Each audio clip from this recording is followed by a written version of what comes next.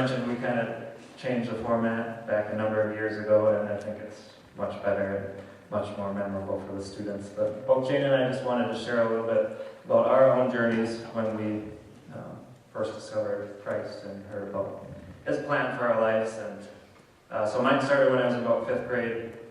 We were back at Buffalo Covenant Church, and they had a separate service for the students. That's a picture of my confirmation Sunday party, actually.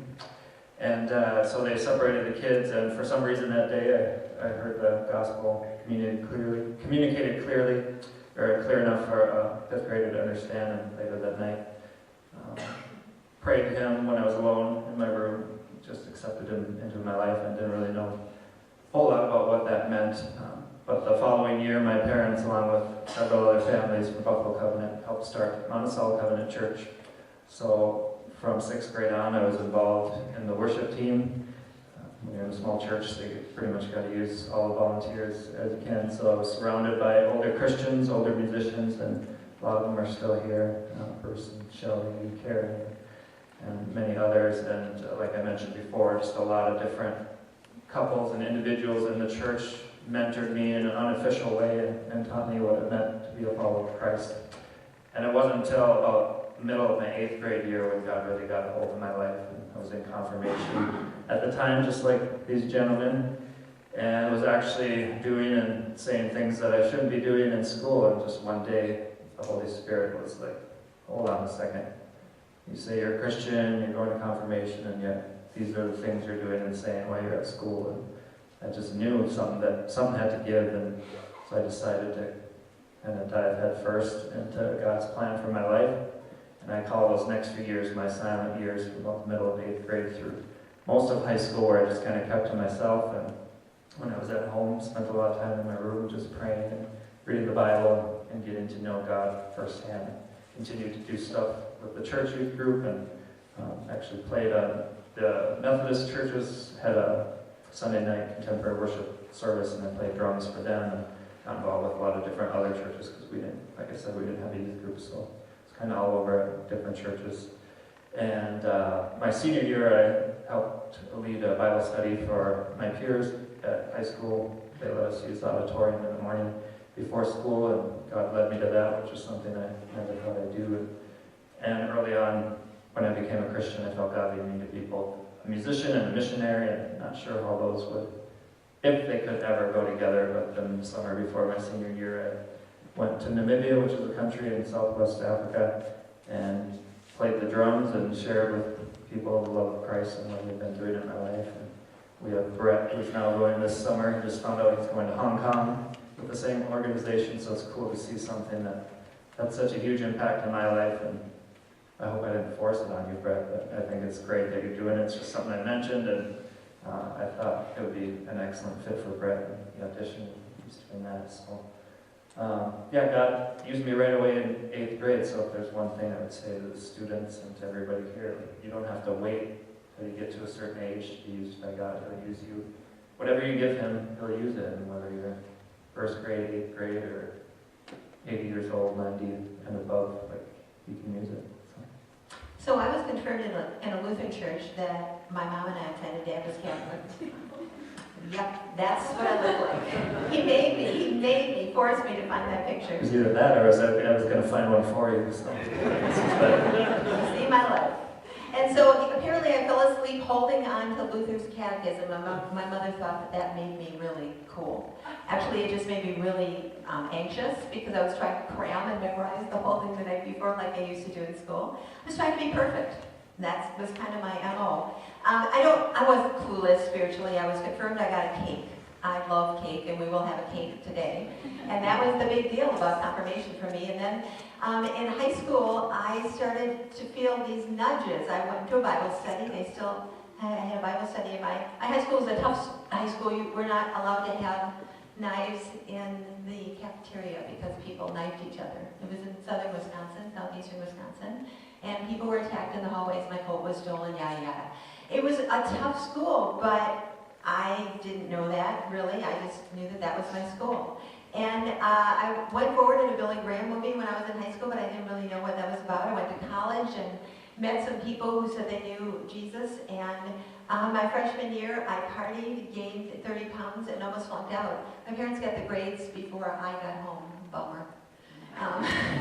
When it said 1.9 probation for my freshman year, and my dad got 1B in college. So you see the perfectionism thing I came honestly by, and they were so happy with me because it turns out you have to go to class and you have to study. I didn't know that.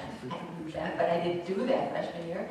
So sophomore year was better. I learned how to study. I made friends with this girl. I walked in her room. We all lived, a bunch of girls lived in the house together. I walked in her room. She had a prayer list.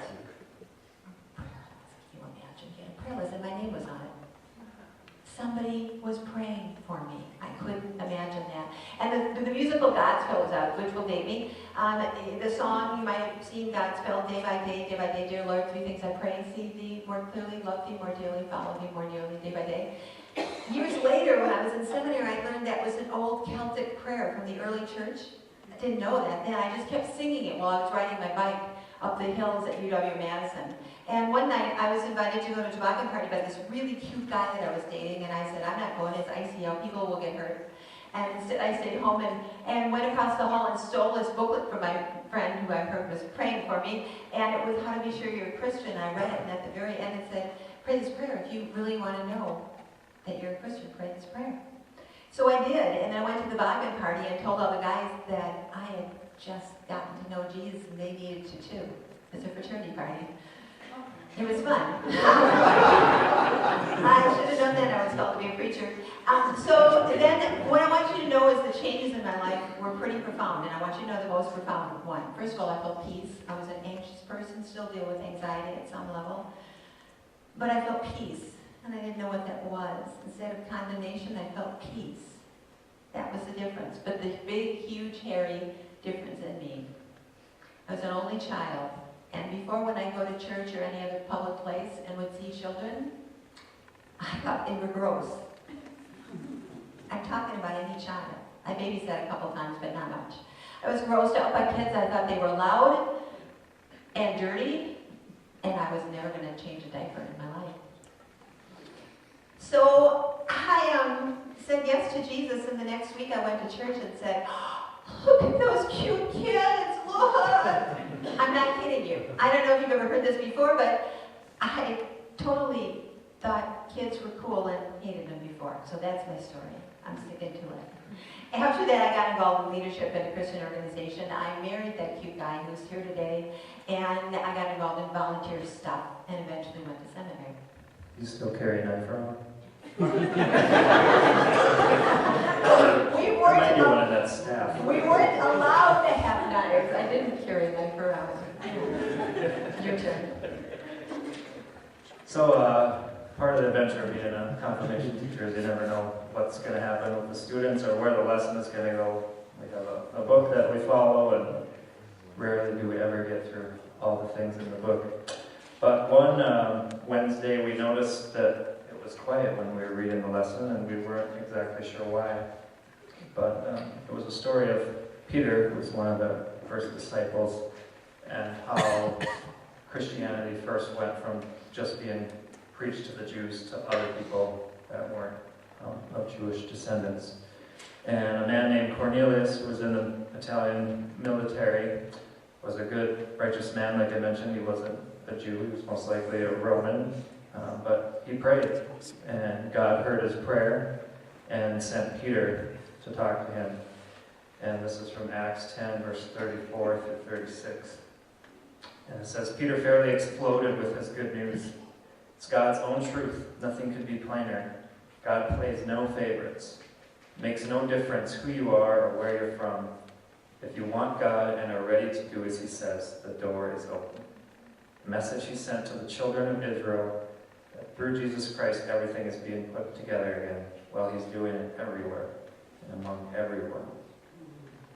And like Kevin, I believe, is the one that mentioned it, just how he was really drawn to the New Testament and the fact that Jesus, when he came, opened the door for everybody to have a relationship with God. And that was very difficult for the Jewish people to understand, and even Peter, it took a divine vision of him seeing this food that was forbidden for him to eat, And God saying, no, it's okay, go and kill and eat these things. And he did it 3 times, and then when Peter met Cornelius, then he finally realized what God was saying in that vision is now the gospel is not just for the Jewish people, it's for everybody on earth, and that was a huge deal.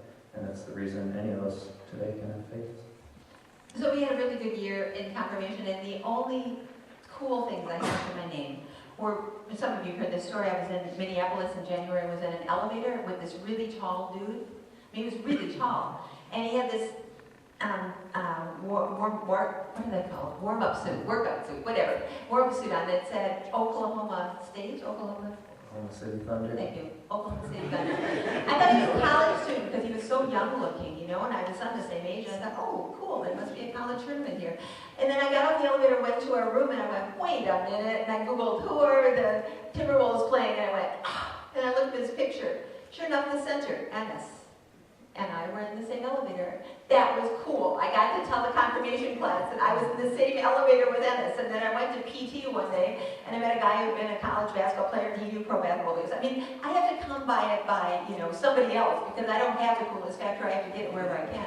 So things were pretty wild in class, but this night, just what Roberta said, it was like what Kevin described. The clouds parted. I mean, it didn't happen really, but it felt like it. The clouds had parted and it was quiet. And you know, it just was never quiet in our confirmation class. Even Brad was quiet that night. They all were.